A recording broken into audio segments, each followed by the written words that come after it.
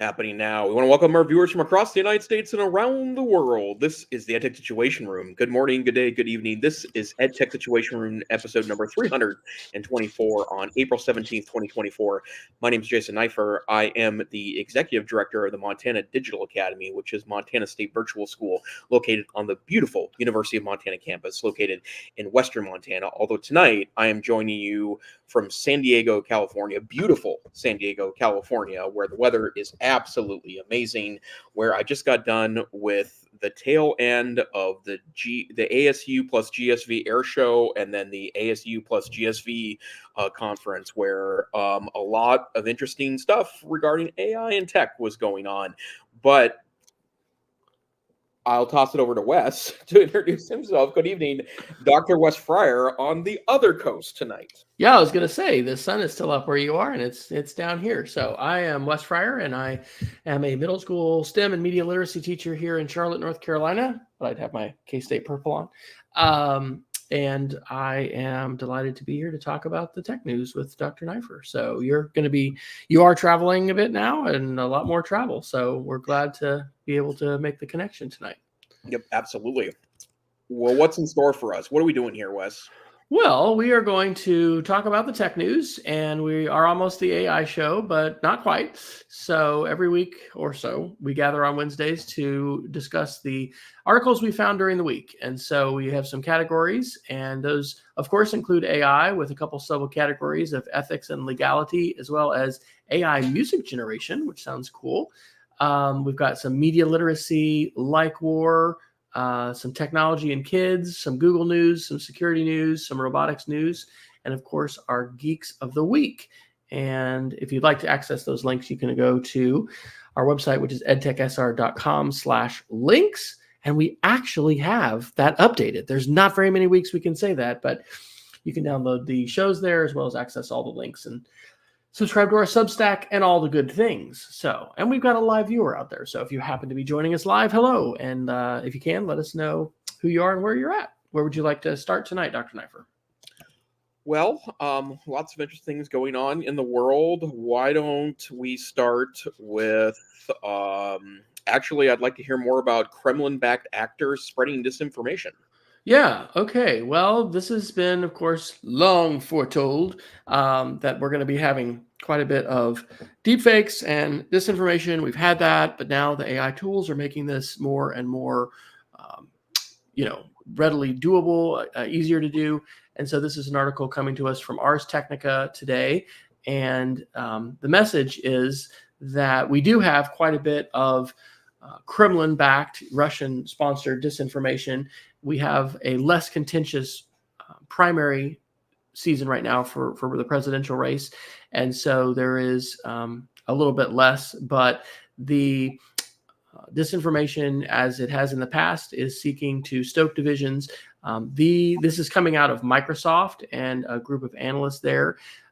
They report that over the past 45 days, groups have been seeding social media posts, fake news articles, trying to foment opposition to U.S. support of Ukraine, stoke divisions over hot-button issues like electoral fraud, trying to promote questions about President Biden's mental health, corrupt judges in the United States.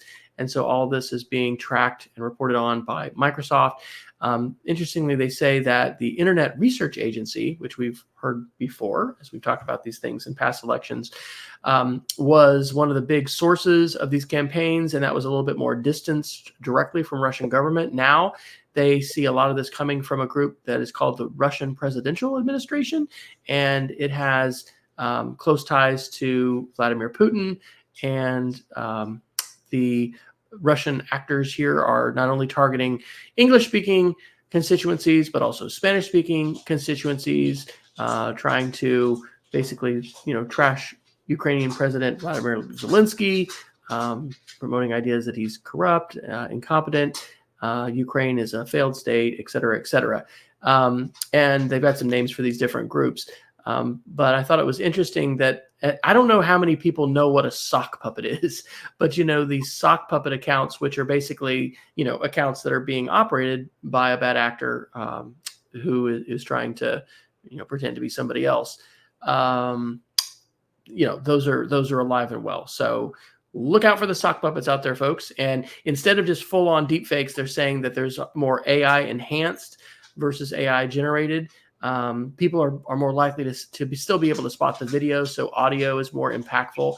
And a lot of this is not only being not just being shared publicly, but it's being shared privately, because it's harder to debunk if something is just, spreading on Telegram networks and other things like that. And so anyway, this is like not really a surprise, but yes, we're in a campaign season. Yes, there is disinformation. And I have kind of wondered, as I've been continuing to wrestle with conspiracy theories, and we're wrapping up this unit in school, one of the questions is, well, what would you do in the public library? When you bring adults together, yes, you could talk about the moon landings, but how can you talk about, anything that would be contemporary? And I've wondered if talking about some of these well-researched reports about, foreign,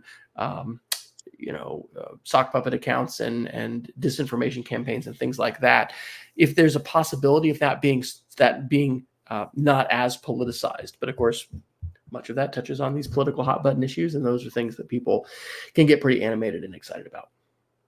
Yeah, absolutely. Well, and the bottom line is that while the AI stuff here is interesting, it's coming at the heels of 25 years of a vast increase in the ability of people to push out information, right? And so there are clearly bad actors in play here. I don't want to suggest that there's not, but this is not a new phenomenon, and that's part of the reason why that Wes, I know you beat the media literacy drum pretty hard, and it happens to be something that I think is we're vastly undercovering too. But the bottom line is that we've really still not shifted, I think, our broad cultural mindset away from the time where publishing availability of information makes it true, right? That, and in the same way that, and I will say that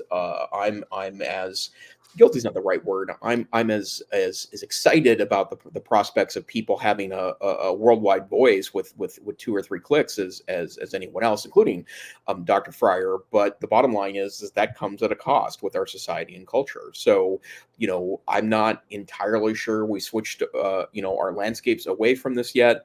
I will say that I do find it a little dangerous that. In fact, I heard a discussion today about, do we need to continue to teach things like writing in a world where 2 clicks, gets you the writing that you're looking for? And I think one of the ways that I think that's a dangerous notion is because I think that the crafting and maybe there's an alternative to writing, like making a video or recording a podcast or creating something with it is the alternative there. But this notion that we don't have our students creating things on their own, coming up with their own ideas, and instead farming that out to AI diminishes the fact that there is an extraordinary movement afoot, I think, to cloud our purview with information that is much more politically motivated. So I think that is something to be very thoughtful about. Couple add-ons to that. We're doing the culmination of the SIFT and lateral reading, moon hoax media literacy unit. And I've decided this year to do what I'm calling half ignites. And so the ignite presentation model is usually 20 slides, 15 seconds a slide, 5 minutes. We're doing half of that. So students have to do a 10 slide, 2.5 minute presentation, but I am allowing them to use AI, and many of them were really excited about that. But what they realized right away is, wait a second, I need to be putting this script together slide by slide, and 15 seconds of talk is about 30 words or so. And so it's led to some good conversations. And I think I'm continuing to really like, ideas about being a co-writer with AI, using it as a research assistant, being able to, brainstorm and use it as an editor and those kinds of things. So the other thought is I've just been listening again to this Moonrise podcast. I don't know if you ever listened to that one, but it was in New York Times, and it's all about the space program but it tells not only about the U.S. side, but also the Russian side, and it is so well done. Actually, no, is it Washington Post? Maybe it's the Washington Post. It's called Moonrise. But anyway, it also gives this real deep dive into what's happening in the '60s with all the upheaval, in terms of civil rights, assassinations, the Vietnam War, and so yeah, these issues of divisions and contentiousness have been with us for a long time, and I think in education we just don't hear a lot about this. I think we should be using these tools to connect class to class, to connect student to student, to try to really broaden our understanding and our friendships and our connections to people in different places, because I think the technology's never been better for doing that. And I remember in the early days of Web 2, there were different teachers and professors that were real advocates for this, and telecommuting projects, and how are you going to connect your students, and they're going to work together and collaborate. I just don't hear anything about that at all. It's sort of like we're back to, the 1800s curriculum, and let's, prepare for the AP exams. And I think that part of this conversation needs to be, collaborating and connecting and using these tools. What kinds of tools can transform some of our perceptions about the world and about each other, and how are we going to work things out, right? To be able to figure out governance and figure out compromise and collaboration and international cooperation and those things as well too. So I think that, Dr. Neiffer and I are both, of course, lifelong educators and huge believers in the power of education. And I think that leveraging the educational technology, yes, in a world of AI, but in a ways that can humanize and can really transform potentially perceptions that we have of the world and relationships that we have. That's not what I hear there, what I read articles about, and I really see things happening on any kind of scale today. And so I think we need to keep our eyes open for that and try to advocate for those kinds of uses of technology amidst all the essay writing and those things that are taking place. Right. Well, and I'd even go a step further to say that you just really connected a couple wires in my brain, Wes, that I wonder if, because I hear a lot less about that stuff right now too, right? And part of it is that I just still think schools are reeling post-pandemic, and I think we're in an era where our the disruption that COVID brought education is really creating a mindset to go back to the basics, right? Like, are our students missing core literacy pieces? And I don't certainly want to get into that discussion because it's a bit of a rabbit hole. But at the same time, AI has some notion about hyper personalization. I still find personalized learning to be a touch concerning. And one of the things that I don't like about the topic is that that it's really there's a lot of folks that just don't want to have that discussion. It's like, well, of course, curriculum should be personalized, and there's no such thing as impersonal curriculum, and blah blah blah blah blah blah blah. But I wonder at the same time if having a group of students working together on a problem from different viewpoints, different skill sets, different areas in their learning progression, has some value. And if we end up hyper personalizing everything, if that gets rid of some of those collaboration opportunities, right, then I think would be ultimately a bit concerning. And and at the same time, I think our students are becoming more skill diverse in our classrooms, not in a positive way. That a grade band, third grade, fifth grade, 11th grade, 12th grade, it has much more diverse learners than it ever has because of post-COVID era. And we got to do something about that. The bottom line is that schools, I think, are continuing to try to tackle that problem. So yeah, I mean, it's obviously huge systems and a massive complexity, but something that we should be keeping our eye on the ball on. Absolutely. So are you mainly with distance learning K-12 people right now, or what is the demographic makeup of the conference that you're attending? Well, ASU GSV is, I don't know really how to describe it, other than the reason why I'm here is because several people have said that this is really the place to be if you are into tech infusion into education. And there's a lot of industry folks here, so it's not ed tech folks. There's some of that certainly for true here, but Google had a huge presence here. Microsoft had a huge presence here. People like the Bill and Melinda Gates Foundation, a huge presence here.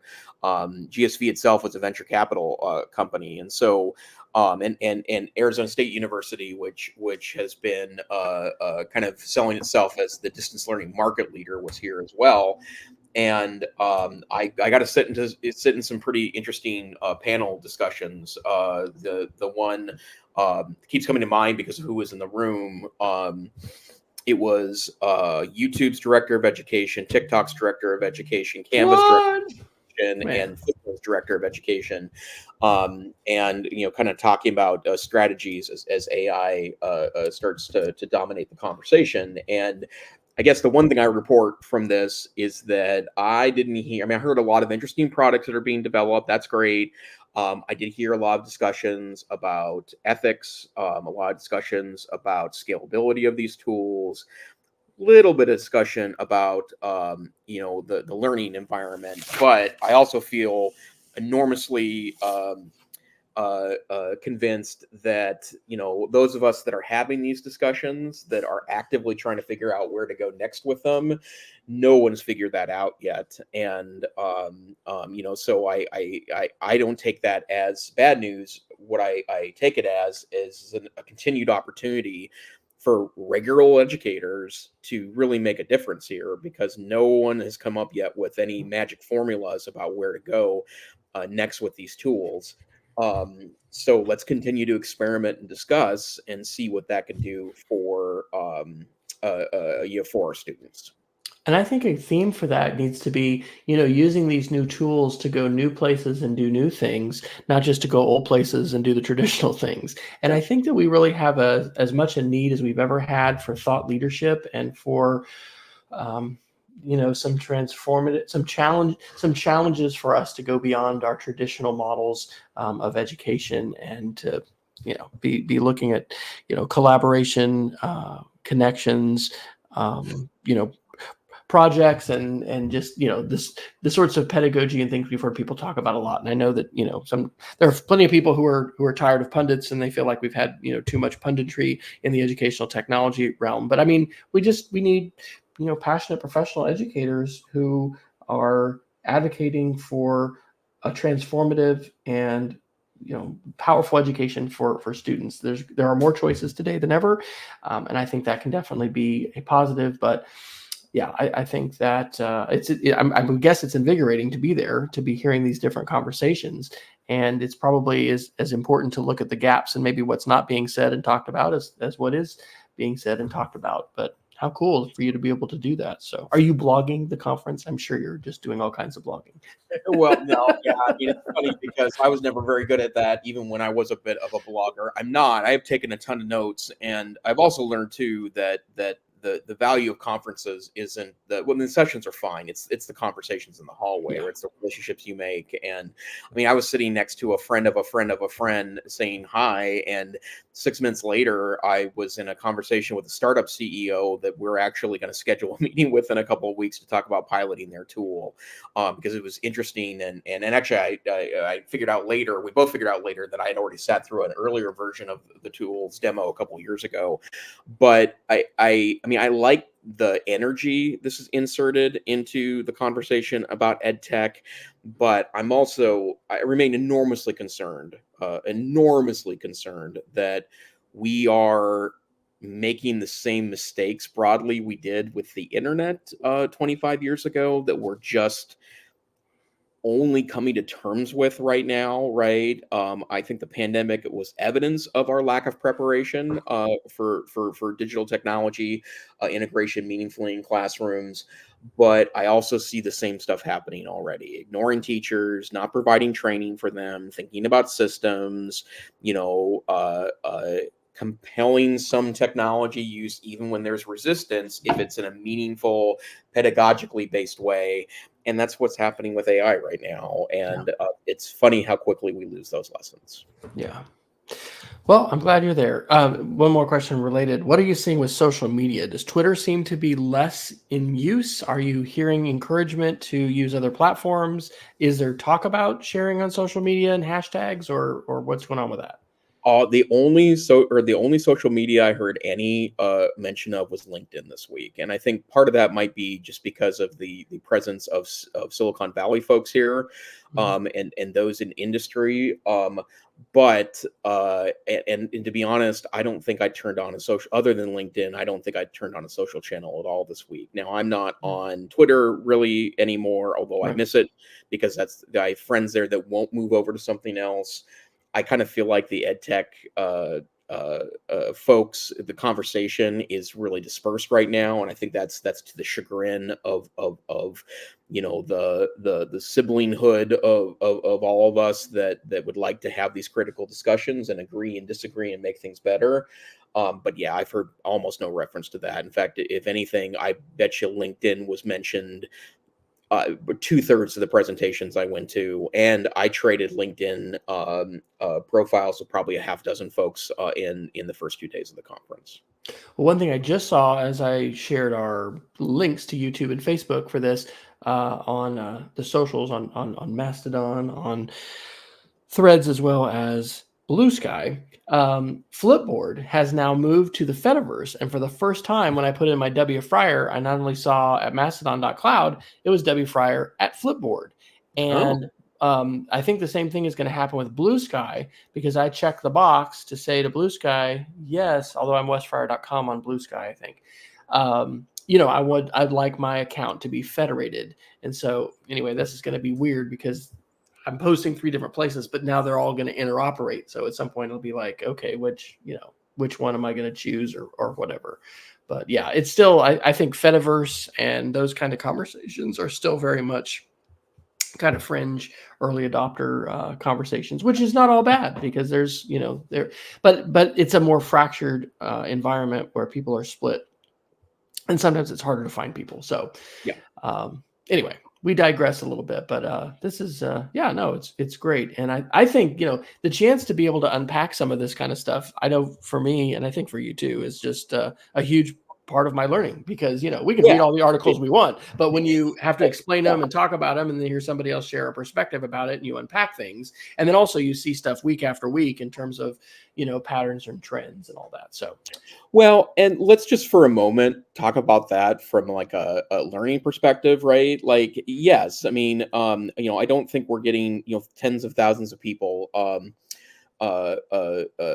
downloading our podcast. And even though I do occasionally get recognized as the co-host of the EdTech Situation Room, which I still find to be delightful when that happens, but we do this in part because we need the processing, right? We hope you're getting something out of it, and if nobody was getting anything out of it, maybe we would do it a different way, or at least involve a glass of beer occasionally on the video, right? But the bottom line is that this is a processing exercise that is also a model for learning, right? Like conversing about what you're learning is really super duper important. But go ahead.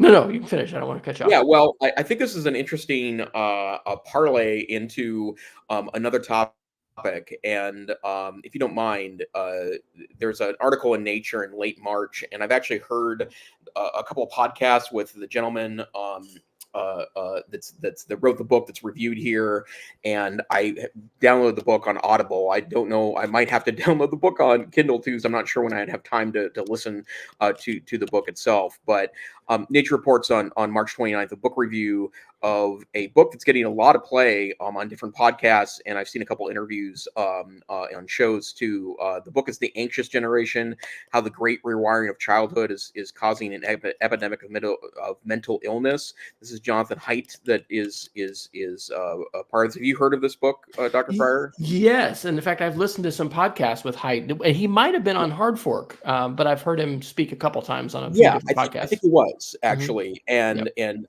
he's been kind of jumping up in my feed.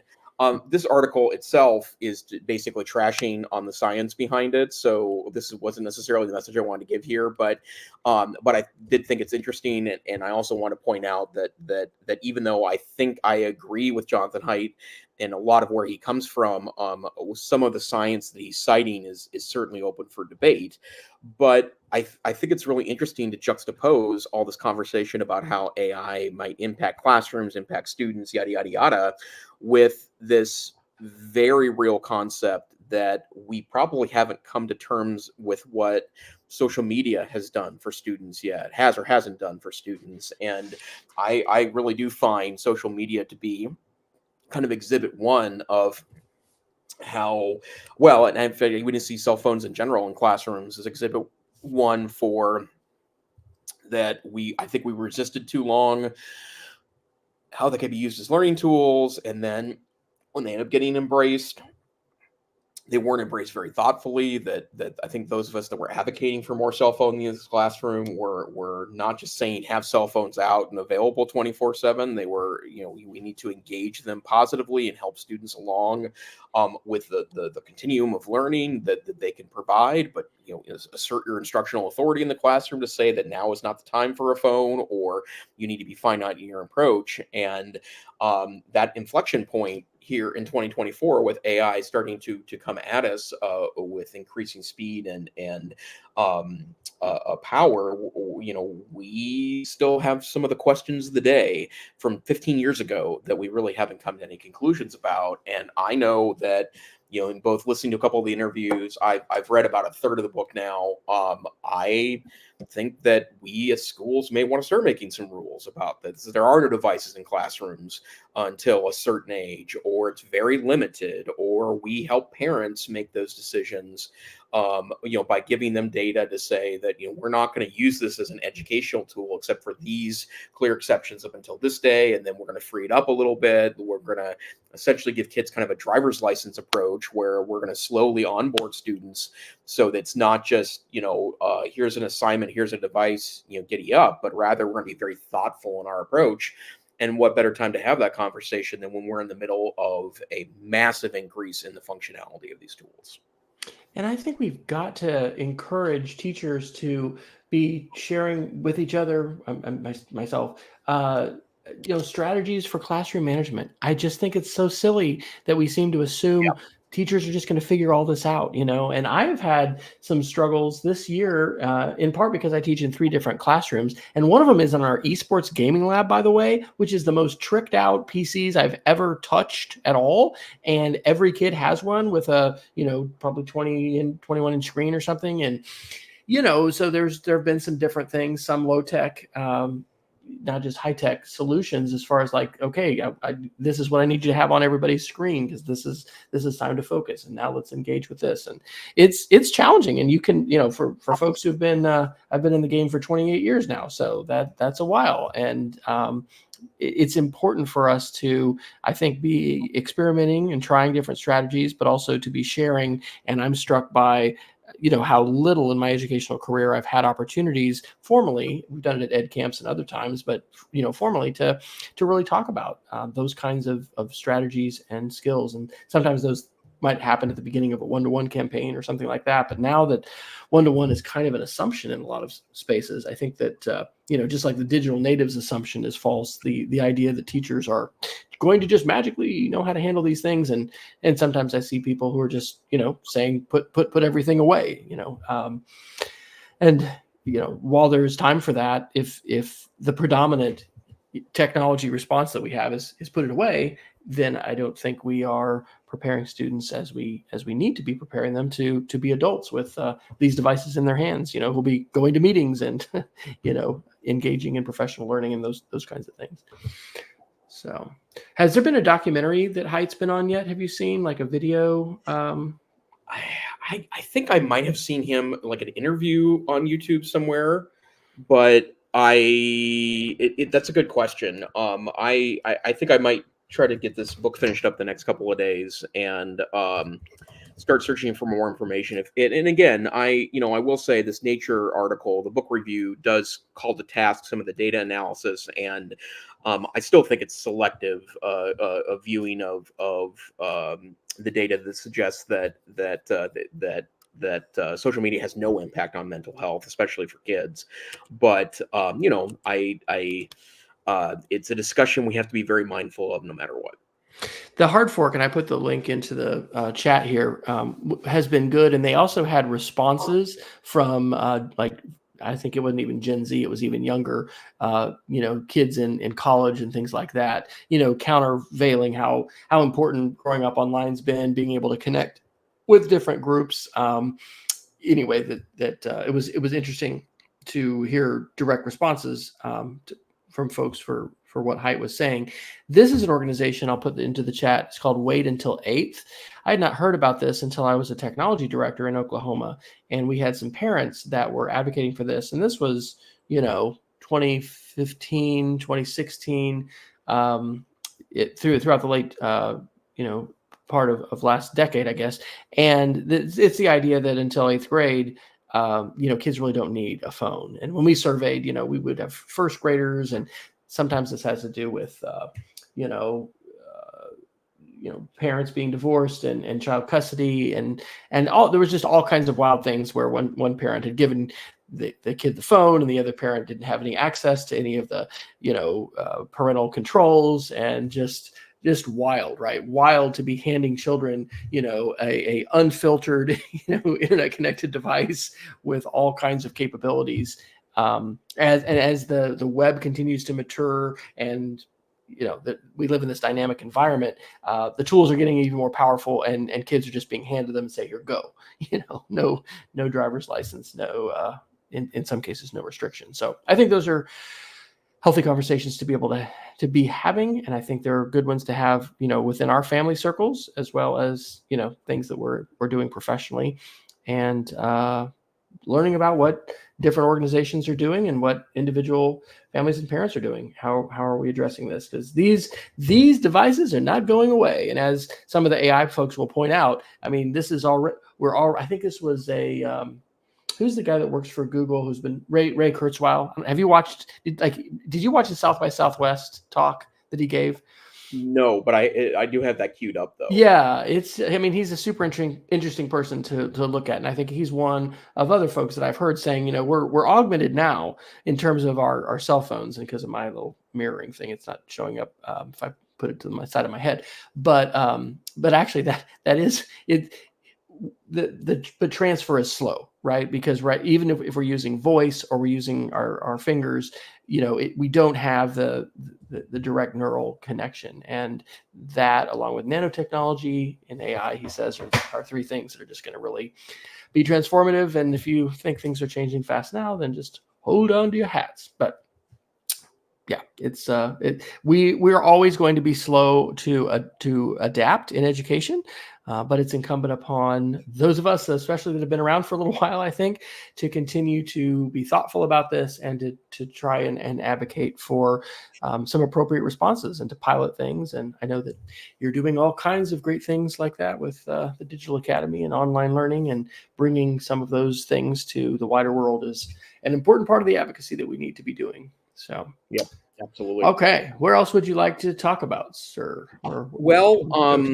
Maybe let's cover. Well, this will go pretty quick. A couple big Apple pieces of news in the last week or so, but this is both according to Mark Gurman at Bloomberg, and The Verge is reporting on this as well. But it looks like Apple is kind of starting to hard charge towards the M4 chip, which is due out, I think, this year, if my memory serves me correctly. And one of the things that is going to be really important with that M4 chip is that it's going to have some kind of baked-in AI functionality.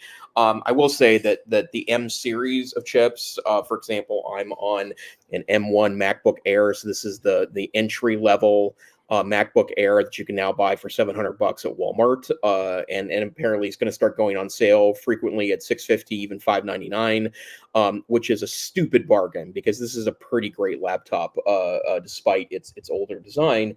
And you can run local LLMs or local AI models utilizing some little bit of hackery software, but like LM Studio is a good example of that. But apparently they're coming soon, and so what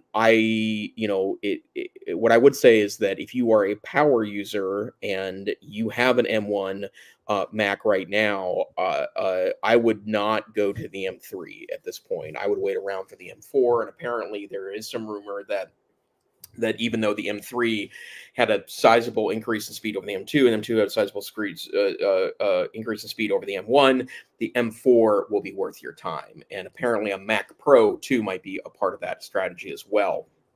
one of the things I am noticing in the used computer markets, I almost the other day bid on an eBay buy that it was used Mac Studios with the M1 Pro that had 64 gigs of RAM, and it was only $1,400, and I had to slap my hand just because I really want that 64 gigs of RAM, but no patience, Jason. But there's a lot happening in this space, and so if you're an Apple person and you're looking to upgrade, I do think we're going to see a lot of interesting Apple stuff later this year, as it relates to AI locally on devices. And that Verge article points out that the Mac Developers Conference will be coming, as it always does, in early June, I think on June 10th. And not only is that always a great thing to watch because the videos will be great and just the presentation, but Apple, I would say, as a admitted and confessed fanboy, they do a great job with their developers, because Apple recognizes that if you don't have the developer community creating some great apps and platforms and software, you're not going to be selling your hardware. And so I do, and this is Apple's MO, right? They are not the first to market in many cases. In some cases they are, the iPhone and these things, but in others, when they come to market, they come really, they come in a transformative way. And so seeing what their AI plays are going to be is going to be exciting, because I think they're going to, they're certainly not sitting back and watching all of this happening with OpenAI and Microsoft and Amazon. I know what I was going to say a minute ago. It's because of our sessions that I recognized, hey, everything we're saying is being transcribed. And I recognize that on Facebook too. And I think you're probably continuing to listen to Hard Fork. And I think we may have some articles about this too, is about copyright and all the ingestion of this stuff. But hey, guess what? We're on episode 324. And so 323 episodes of EdTech SR that are part of the YouTube, billions of videos are part of all this content that has been ingested and made into transcripts and all of that. So anyway, it's likely that Dr. Fryer and I are now training large language models. We're part of the training data, as we all are. If we're on YouTube, I've always wanted, to leave my brain in a computer brain somewhere in the cloud, and it looks like my dreams have come true.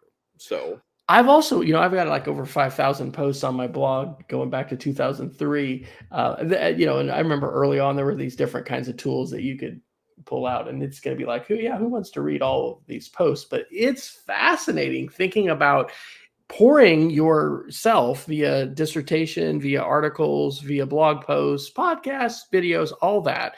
And because this is going to be, it's possible now, but it's just going to become even more and more possible to say, here's all the content ever created by Wes Fryer or Jason Neiffer or whatever, and then you're going to be able to query and ask and anyway, do stuff with that kind of content. So, but anyway, the stuff on Hard Fork and whatever has been a little bit more, or maybe, I think it still was. No, there was a Times report that I was listening to.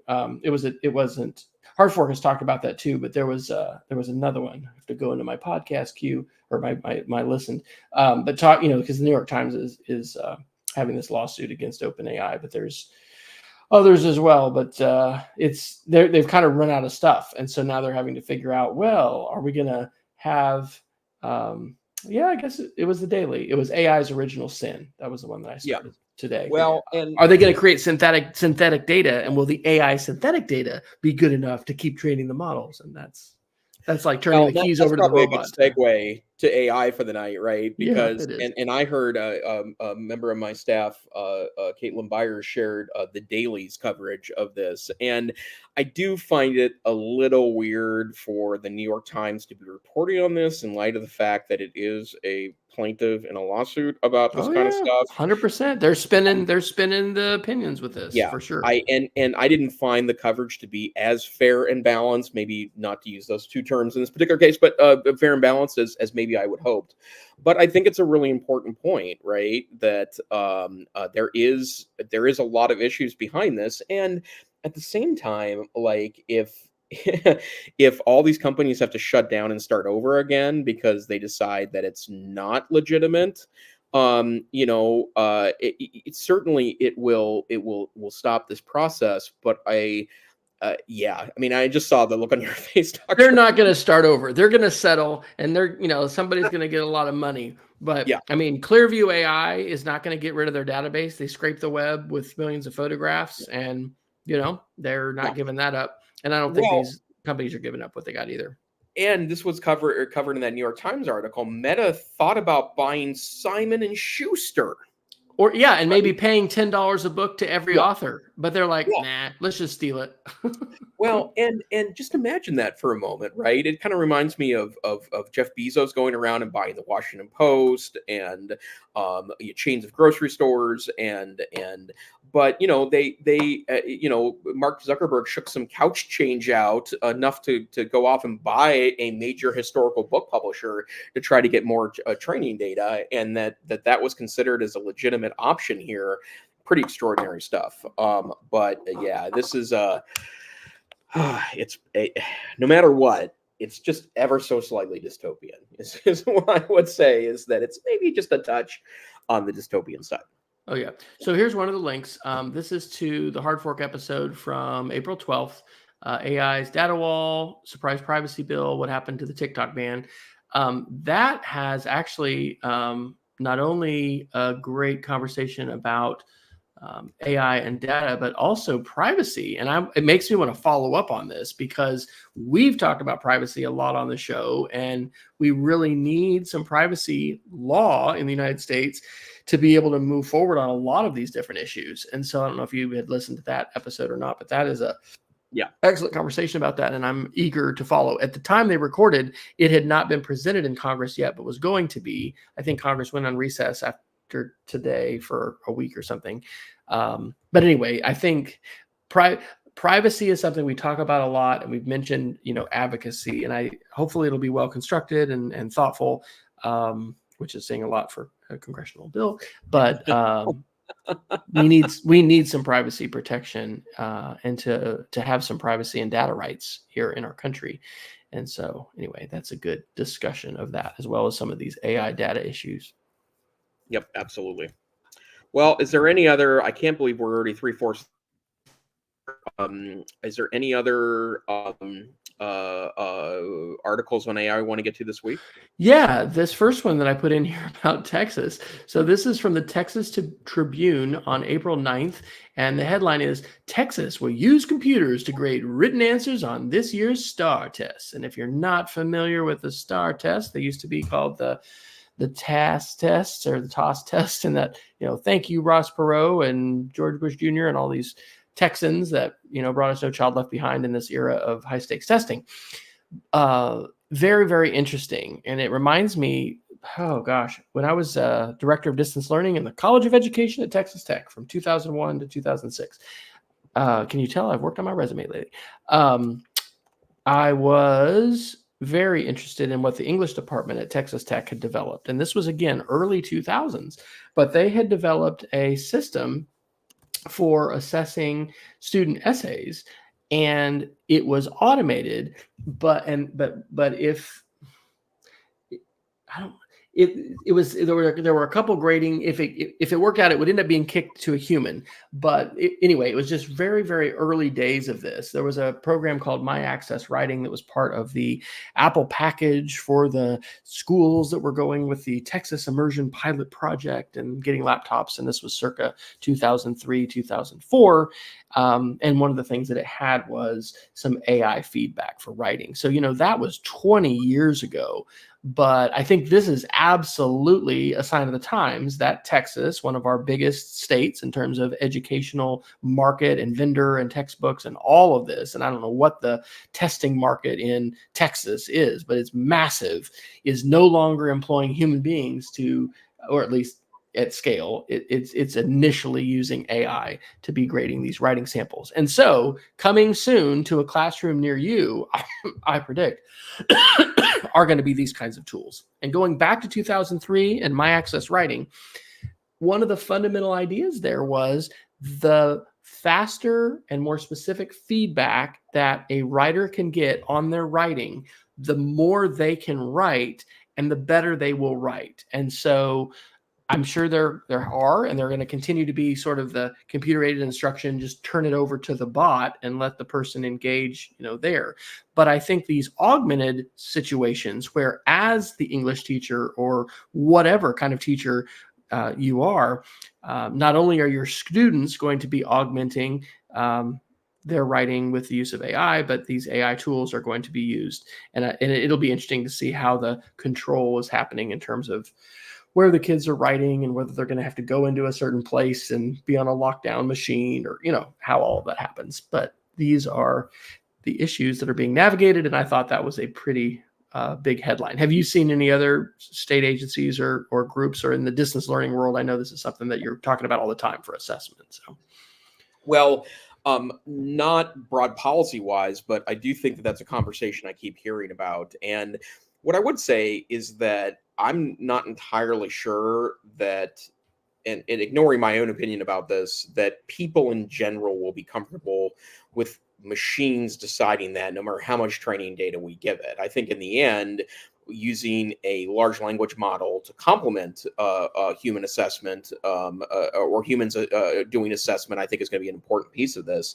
But what I would also say too is that where it becomes interesting is that if we're going to use a machine to grade, then we should give students access to those same tools so that they can check their work before they hand it in, right?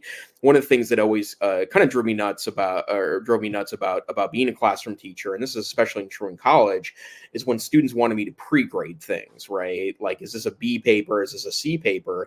And now to be clear, it's not about giving feedback. They wanted to know the grade they were getting to see if they needed to work harder. If we can break away from some of those grade structures, maybe that leads into better and more interesting ways of doing assessment that are more learning driven as opposed to just being measurement driven. But yeah, there are already a bunch of tools that promise to do this kind of stuff for you. It is interesting in a world where we have a need to have these I would say controversial methods for scoring and grading students available, that we would try to pull in a large language model, because who wants to grade tests all day like that? Like, it just seems gosh, like really the worst thing ever. So, would you mind talking a little about the AI music generation tools that you got in yeah, there? so these tools seem to have popped up in the highlight in the last 2 weeks. I think we've talked about Suno before, because that's the tool that's plugged into Microsoft Copilot that allows you to create songs. But in the last week, there's been a lot of discussion over Udio. We're kind of back in the Web 2.0 days of unpronounceable company names, but that is an interesting tool set that allows you to generate music by prompt. And when I say music, I'm not talking about, create 2 minutes of piano background, for background in your podcast. I'm talking about write a folk song about the delights of eating freeze-dried Jolly Ranchers in the style of 1960s, like churchy folk, right? So, real Pete Best kind of, not Pete Best. And now I'm getting my I'm getting my music history mixed up, but it will do that for you. And so far, the only use I found for these tools is to troll my colleagues at work, but that's still, obviously a useful thing. But you would be surprised how great these tools are just right now on Udio. There's no pay for model right now. You can generate up to 600 songs a month, which you can expand into, I think, 2-minute songs. And I've had it write jingles. I've had it write pretty ridiculous stuff, but it's really great. At some point these will be pay for models, but it feels like every couple of months that a new kind of generation starts to capture the imagination of the nerds. First it was text, then it was images, and I feel like that it's now music. Video can't be that far away, although the tool sets themselves, when Sora appears from OpenAI, it's going to be a real revolution. But right now it's just watching their demos. There's no Sora tool that exists for us as consumers yet. But wow, what a time to be a nerd. Oh my gosh. Well, and what a great time to have another play date. This is when I'm thinking about just being with some other folks who have played a little bit with these tools and will play some more. Um, yeah, it's well, and I know some folks that I've mentioned this before. I think that really feel strongly that any use of these at all is unethical because all of these stole. It occurs to me that one of the arguments that if it's not already being made is going to be made soon is that these companies are creating a sentient intelligence, and we've talked about this before with copyright and all of this, that like Jason and I have the ability and the legal ability to go in and read these articles, and watch these videos, and we ingest those into our mind. Now we're not, I don't think, making exact replicas of them that can then be extracted in verbatim. But anyway, it's absolutely fascinating, and I remain convinced that we need to play with the tools, tell stories about the tools, and share some of the things that we're learning. So thank you, sir. You've now probably this will be a Wonderlink soon in my classes, I think, as we're talking about video, because I haven't played with any of these yet. So what have I been doing with my time? What am I doing with myself? Yeah, I was going to say I don't really know what I do with my time either. It just seems to disappear. But the other thing that's related to that I do think is important to mention, if for just a moment, that I understand where creators are concerned, right? I don't want to diminish that because it is really important, right? But at what point do we draw that line between, think about all of the music that, going back to the Beatles for a second, the Beatles inspired, right? And the number of artists that say I was inspired by, or I sought to be, like the Beatles. And you can take music history classes and trace the weave of evolution through that. So does rock and roll owe financial compensation to the bluesmen of the South in the pre-World War II time period, because that's where rock and roll came from, right? And so was that stolen? Is there compensation required? Does and there have been lawsuits about, I'm thinking about George Harrison's "My Sweet Lord," that was actually, George Harrison was sued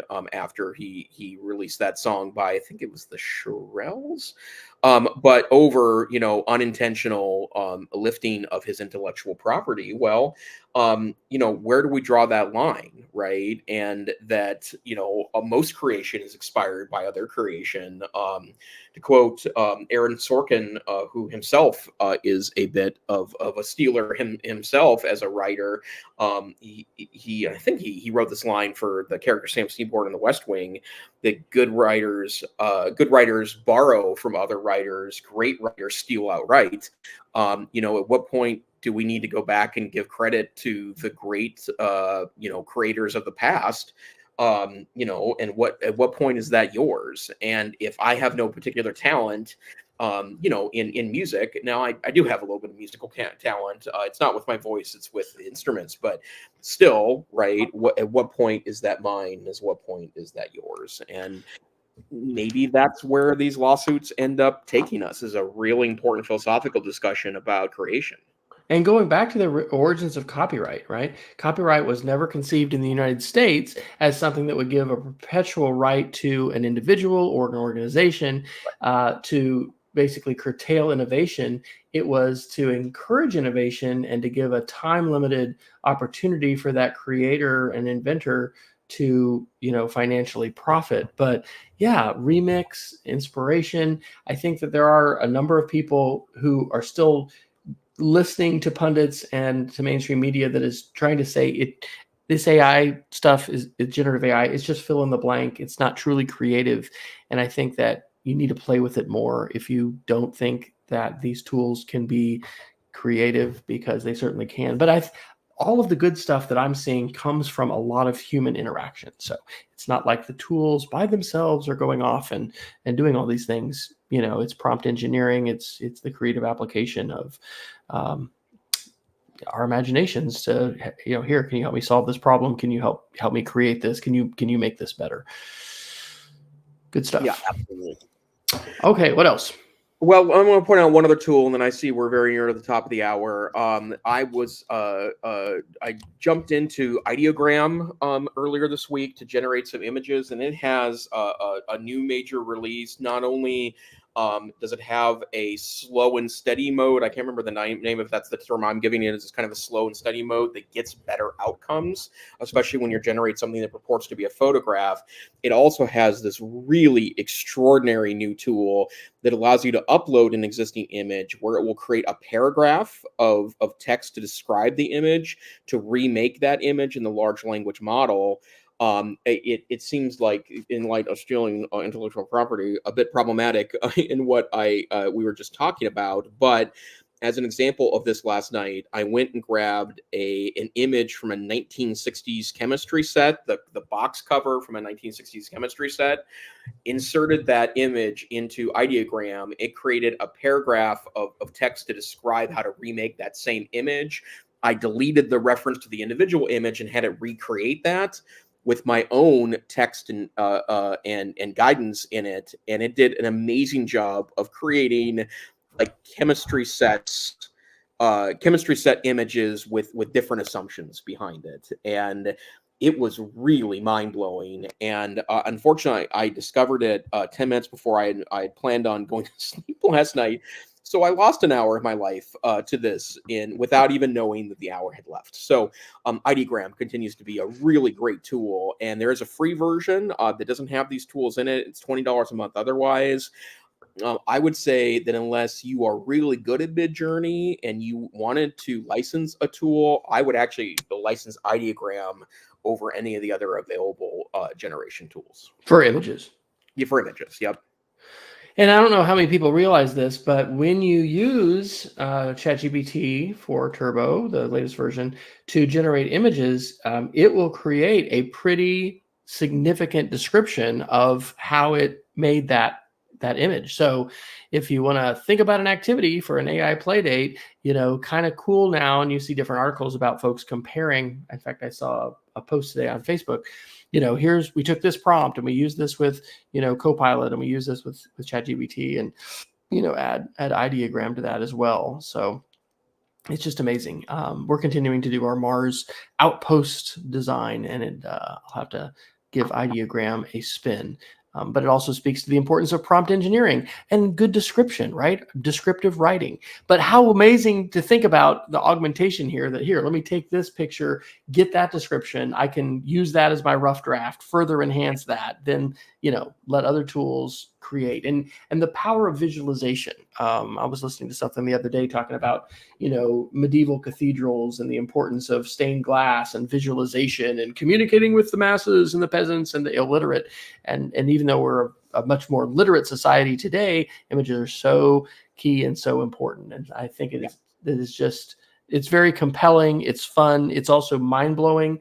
And it also makes the power and the creative power of these tools visible in a way that I don't know how quickly text can. I think that you can have an aha moment with image generation with these tools, maybe even faster than you can with text. So, wow. Yeah, absolutely.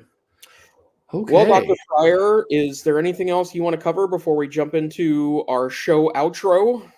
Let's see. There's a new Boston Dynamics Atlas robot. Maybe just this quick security one. This is an Ars Technica from April 8th. Critical takeover vulnerabilities in 92,000 D-Link devices. We've talked about the dangers posed by Internet of Things. These are not under service warranty coverage by D-Link. So, hey, hackers have figured out how to put malware and use these devices in their zombie botnets, and I'm sure other things. And oh well. And these are issues that we're going to need to address probably through regulation, right? Because when you have an internet connected device that you've put out there, being able to just walk away from it, it's kind of like you've just put your oil well into the ground, and then after it's dry, you're like, oh well, sorry, no, wait a second, I think you need to pull that thing out and clean it up, and the damage that can be done here is significant. So anyway, that's more of a sign of the times. If you got a D-Link thing, one of these D-Link devices, just unplug it, destroy it, and go buy a Google Nest or something. Yeah. And by the way, I was just looking at that video about the new Boston Dynamics robot, and sweet mother of Troy, that's terrifying. It is. It's amazing. Yeah, I'm going to be showing that to my kids as well. Yeah, So, absolutely. all right. I think we probably ought to Geek of the Week it. Yep. You're Geek of the Week, sir. I'm only doing one. Can you believe it? It's like the first time ever. This is called Storygraph, and their byline is because life's too short for a book you're not in the mood for. So use some AI algorithms, and it will import, if you use Goodreads, your entire Goodreads history. I just did that tonight, actually. Answer different questions, and it's going to help you discover some new books. And I think that looks pretty cool. I like books. How about you?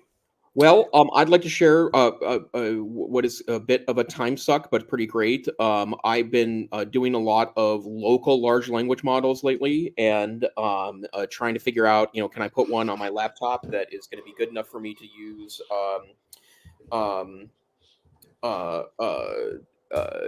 to use regularly when I don't have access to the internet, which is not all that often. But there is a wonderful website that it doesn't just tell you how good the which models are best. It actually has you judge, and the way it does that is that it presents you an opportunity to prompt the large language model itself. And you see the output, and then you vote on which output is best, and then over time it creates a leaderboard. And right now the leaderboard has in the top 5, and of course it's going to take a second to load. Please load faster. The leaderboard is currently ChatGPT 4 Turbo. That's the most recent release. Claude 3 Opus is slightly behind that. GPT-4 preview, or a couple preview bots. Bard is 5. Claude 3 Sonnet is tied for 5. Number 7 is Command R, which is a new open source model that was out a couple of weeks ago, along with regular old ChatGPT 4. And so if you're keeping track of this and want to know what the best tools are from actual output judged by humans and not measurements that are sometimes hard to notice or understand, then I think that's kind of a fun place to go if you are keeping an eye on the nerdy part of these conversations. And what an eye-opener in terms of the numbers of models that are out there, right? Because we tend to hear just about some of the big ones, and oh my gosh, there's a lot. Yeah. All right. Okay, Dr. Fryer, where can people find you on the interwebs? I am still at wesfryer.com, and I've got links to lots of places, including my Cook with Wes barbecue, which I'm sure is my best social media channels. How about you?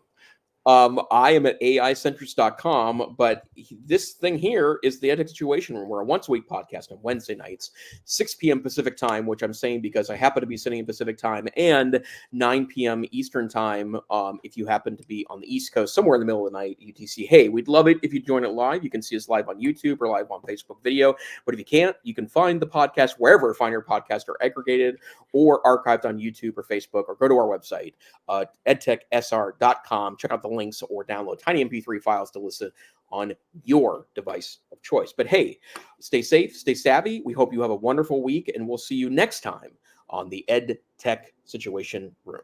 Good night. Good night, everybody.